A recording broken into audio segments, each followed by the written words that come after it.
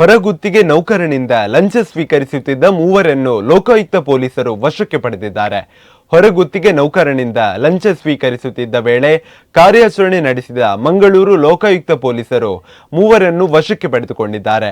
ಉಳ್ಳಾಲ ತಾಲೂಕು ಭೂ ದಾಖಲೆಗಳ ಸಹಾಯಕ ನಿರ್ದೇಶಕರ ಕಚೇರಿಯ ಸರ್ವೇಯರ್ ಕೃಷ್ಣಮೂರ್ತಿ, ಮಂಗಳೂರು ತಾಲೂಕು ಭೂ ದಾಖಲೆಗಳ ಸಹಾಯಕ ನಿರ್ದೇಶಕ ಬಿಕೆ ರಾಜು ಮತ್ತು survey supervisor S Dhanasekhar Lokayukta ಪೊಲೀಸರ ಬಲೆಗೆ ಬಿದ್ದ ಅಧಿಕಾರಿಗಳಾಗಿದ್ದಾರೆ.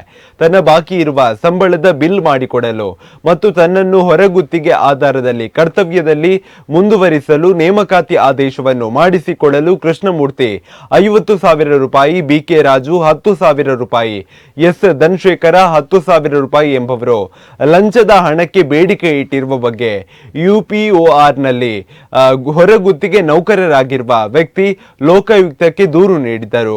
ಅದರಂತೆ ಕಾರ್ಯಾಚರಣೆ ನಡೆಸಿದ ಮಂಗಳೂರು ಲೋಕಾಯುಕ್ತ ಪೊಲೀಸರು ಕೃಷ್ಣಮೂರ್ತಿ 20,000 ರೂಪಾಯಿ, ಧನಶೇಖರ್ ಮತ್ತು ಬಿಕೆ ರಾಜು ತಲಾ 5,000 ರೂಪಾಯಿ ಲಂಚ ಸ್ವೀಕರಿಸುವಾಗ ವಶಕ್ಕೆ ಪಡೆದಿದ್ದಾರೆ.